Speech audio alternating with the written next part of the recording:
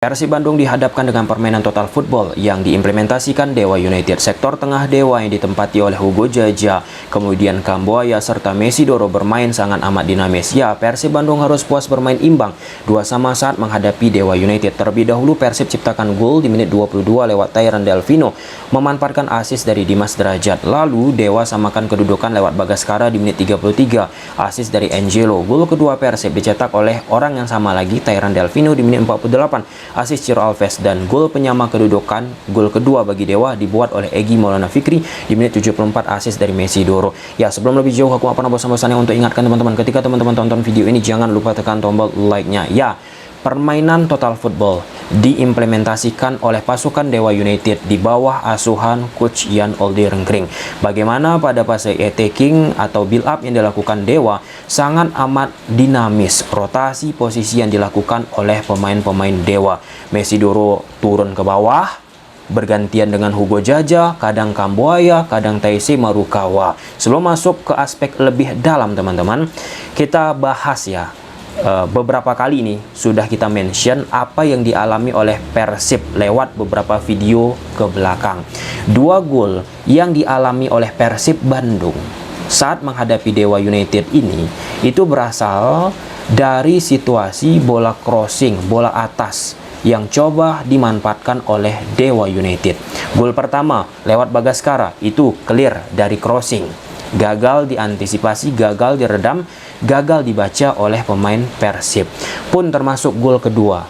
Meskipun ini awalnya dari situasi set piece, bola mati yang coba dimanfaatkan oleh Mesidoro, endingnya pemain Persib Bandung gagal untuk bisa mengalahkan ataupun mengantisipasi, mengclearance bola yang diupayakan oleh Dewa United. Dan ya, bisa dimanfaatkan oleh Egy. Di pertandingan pertama Persib menghadapi PSBS Biak, di situ Persib kecolongan lagi lewat yang namanya bola atas. Nah, di Piala Presiden juga yang dilakoni oleh Persib kita memention hal tersebut. Bagaimana lawan-lawan coba memanfaatkan, menciptakan yang namanya peluang ataupun gol lewat situasi bola atas. Jika kita bandingkan dengan musim lalu, dengan beberapa pertandingan yang sudah dilakoni oleh Persib di musim baru ini, tentu itu harus menjadi titik konsensus yang diperhatikan oleh pasukan Boyan Hodak. Di musim kemarin kita sudah melihat Twin Tower dimiliki oleh Persib, ada Kuivers, ada Alberto, tanpa mengurangi rasa hormat terhadap pemain-pemain yang dimiliki oleh Persib sekarang, teman-teman. Sampai itu yang namanya frustasi dialami oleh lawan kala menghadapi Persib. Mereka lakukan early crossing, gagal. Mereka lakukan crossing bertubi-tubi sampai belasan sampai puluhan kali, gagal. Akhirnya apa? Frustasi dialami oleh lawan. Klimaksnya, puncaknya saat misalnya Persib di Championship Series menghadapi Madura, itu kurang spam crossing apalagi, bertubi-tubi dimanfaatkan, dilakukan oleh Madura United. Nah, di musim baru ini dengan beberapa kesempatan bola mati ataupun bola crossing yang dilakukan oleh lawan, ya sudah terbukti Persib Bandung mengalami yang namanya kecolongan. Nah, sebagai analis, aku yakin Coach Boyan Hodak, analis Persib, memperhatikan hal tersebut. Nah, itu tidak bisa dianggap remeh-temeh teman-teman. Yang tadinya Persib sangat amat dikdaya seperti beton, sulit banget dihancurkan lewat udara, tetapi di sini mengalami yang namanya problematika. Nah, kenapa di opening awal video ini kita bahas? Ya, menghadapi pertandingan-pertandingan selanjutnya ada Kuivers, ada Pranka, kemudian didukung oleh fullback kanan, fullback kiri. Ya, semoga bisa terperbaiki dan terevaluasi. Kita lihat teman-teman bagaimana improve yang dilakukan oleh Coach Boyan Hodak mengantisipasi bola udara. Kita masuk dulu ke aspek teknis yang dilakukan oleh Dewa United. Di atas kertas, Dewa United bersama Coach Jan Olderengkring itu gunakan pola 1-4-3-3. Ini khas banget total football. Total football yang sudah kita jelaskan tadi, rotasi posisi sangat amat dinamis. khususnya pada fase build up yang mereka lakukan. Bergantian Messi Doro kadang turun menjemput bola, menjembatani, kadang Hugo Gomez lagi, kadang Kambuaya, kadang tiga-tiganya turun, kadang Taisi Marukawa, kadang Ferian fullback kanan masuk ke tengah, Kambuaya turun lagi ke bawah, dan sebagainya. Nah, ini khas ya. Ya tentu Jan Olderenkring dari Belanda yang menggambarkan bagaimana total football itu ya dari Belanda, teman-teman. Dan timnas Indonesia pun bersama coach Sintayong juga pernah mengaplikasikan yang namanya total football. Nah, walaupun ya kadang berhasil, kadang tidak berhasil. Secara overall, secara permainan, aku belum melihat bagaimana konektivitas, agresivitas, permainan individual yang dimiliki oleh Dewa United ini. Bagaimana atraktifnya belum terlihat saat menghadapi Arema pun belum begitu luar biasa, masih so-so levelnya. Saat menghadapi Persib ini pun ya mereka mendominasi, tetapi ya belum secara utuh kerjasamanya itu terlihat, teman-teman. Nah, yang menarik yang kita ulas, teman-teman, bagaimana total football, rotasi posisi pemain yang dilakukan Dewa United. Nah, ini key point ya, ini teori ya, teman-teman. Pada saat bertahan, Persib Bandung di awal-awal pertandingan di 10 menit, 15 menit, teman-teman, kadang membentuk shape 4-1-4-1, struktur pertahanannya kadang berubah lagi menjadi 1-4-2-3-1. Persib ini kan khas permainannya itu nggak orientasi terhadap bola. Mereka lebih banyak menunggu di daerah pertahanan ataupun di daerah tengah permainan, teman-teman, sembari memantik pemain Dewa untuk masuk. Nah, kemudian trap dilakukan, tekanan dilakukan ketika masuk di tengah. Disitulah turnover dilakukan oleh pemain-pemain Persib Bandung, teman-teman. Nah, teori rotasi posisi yang dilakukan oleh Jan Olderenkring dengan Messi Doro, Hugo, Kambuaya, Taise yang sangat amat dinamis, teman-teman, dan pemain-pemain lainnya itu tak begitu komprehensif bisa memancing pemain-pemain Persib untuk mengikuti total football, gerakan yang dinamis dilakukan oleh pemain dari Dewa United. Nah, harapannya dengan rotasi posisi yang dilakukan oleh Jan Olderenkring ini kan menarik, mengikat pemain-pemain Persib untuk mengikuti pemain Dewa yang menguasai bola, yang bergerak, mundur ataupun melebar dan lain sebagainya. Sehingga ketika terikat pemain Persib muncul ruang, disitulah diokupansi. Nah, kesulitan itu dimunculkan oleh pasukan Boyan Hodak dengan sistem mereka menunggu lebih banyak di sektor tengah. Nunggu. Jadi ruang itu pun nggak begitu banyak. Ya, secara komparasi memang untuk sektor tengah level ya, secara kualitas 3 pemain tengah Dewa superior aku pikir. Messi Doro, Hugo, Kambuaya, case close lah, yang nggak usah kita perdebatkan bagaimana statistik mereka, bagaimana permainan mereka. Yang terpenting ketika kita bicara lawan lebih banyak menunggu, teman-teman, seperti yang dilakukan oleh Persib Bandung ini, rotasi posisi yang dilakukan oleh Dewa United akan amat lebih efektif jika memanfaatkan yang namanya overload. Nah, kenapa?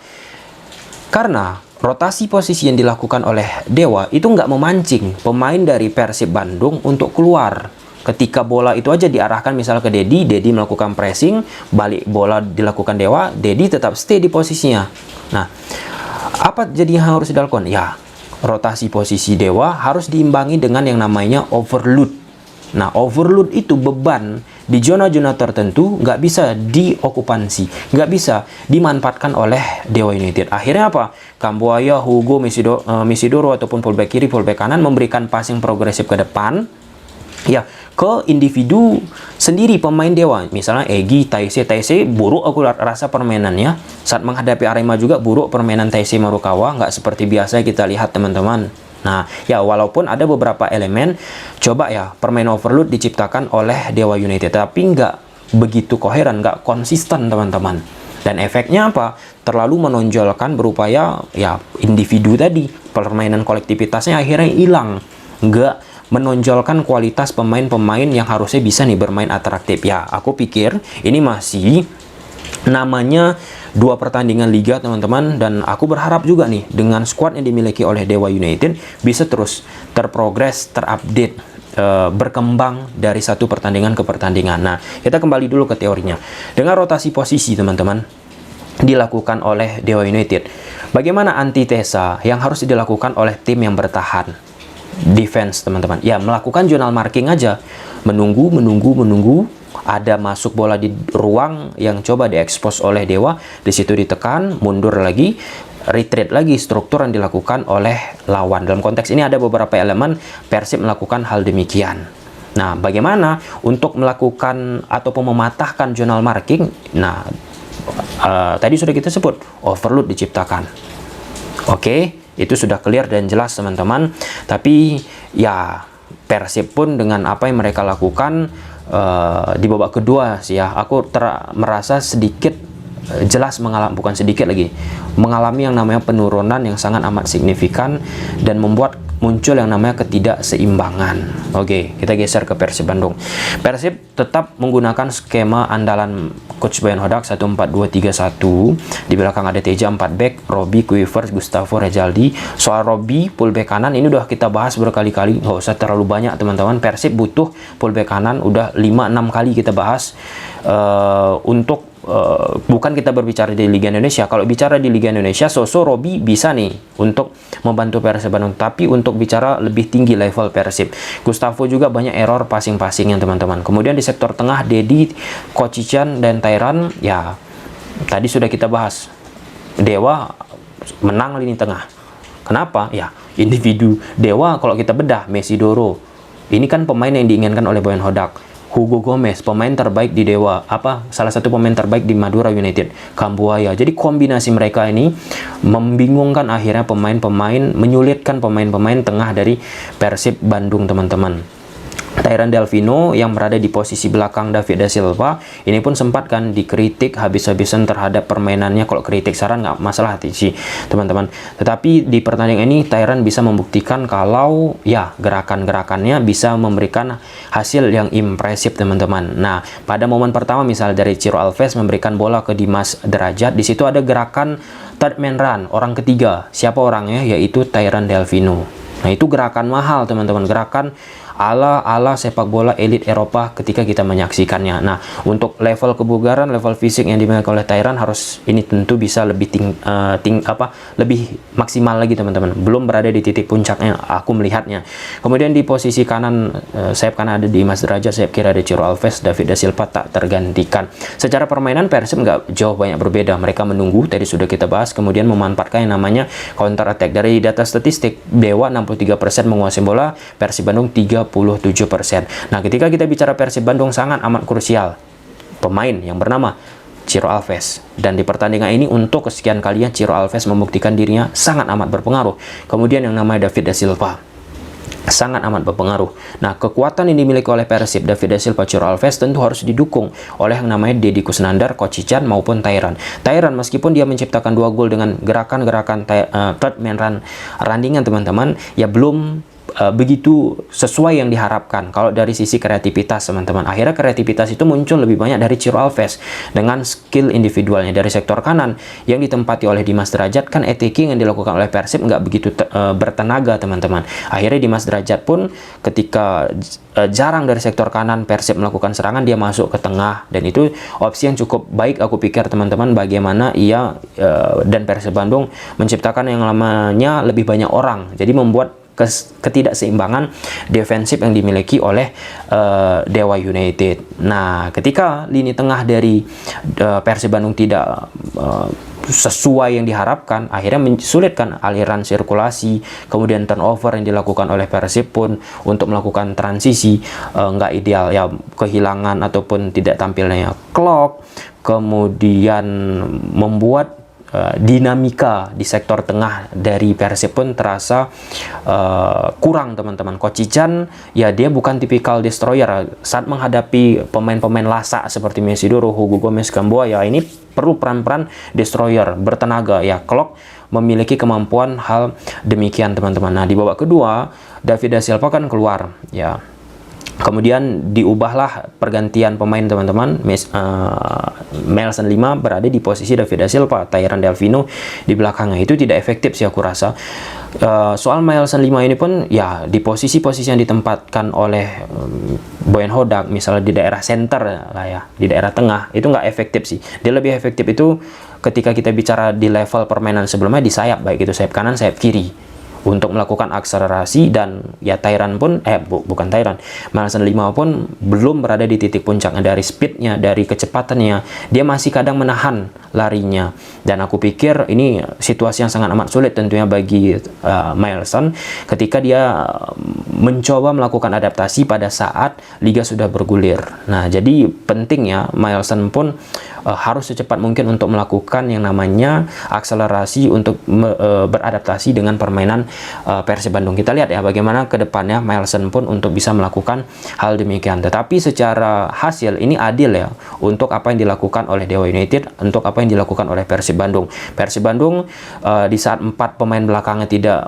prima dan bocornya sektor tengah yang dimiliki oleh Persib Bandung khususnya di babak kedua, Teja Pakualam, penjaga gawang dari Persib Bandung, memberikan perbedaan yang sangat amat jelas. Ini yang aku suka teman-teman, ketika Teja Pakualam ataupun kiper lokal diberi kesempatan memang harus all out untuk menunjukkan bahwa dirinya cocok nih di bawah kiper yang dimiliki oleh Persib Bandung. Ya, overall dari sisi taktikal apa yang dilakukan oleh Jan Olderengkring dengan rotasi posisinya, ya ada beberapa elemen tidak begitu berhasil teman-teman.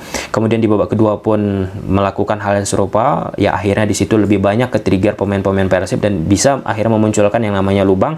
Masalahnya di end passing ataupun decision making ujungnya teman-teman tidak bisa dimanfaatkan oleh Jan Olderengkring. Ya tentu bagaimana untuk bisa menciptakan overload, harusnya di pertandingan-pertandingan selanjutnya bisa lebih dioptimalkan dari Dewa United. Sedangkan untuk Persib Bandung, ya dari sisi kualitas, dari sisi pemain, kebocoran-kebocoran yang sudah kita sampaikan tadi tentu itu harus dievaluasi bagi Boyan Hodak, dan ketergantungan terhadap David da Silva dan Ciro Alves sangat amat luar biasa ternyata teman-teman. Kehilangan David da Silva merubah konstelasi langsung Persib Bandung. Gimana menurut teman-teman? Coba silahkan tulis di kolom komentar. Bye.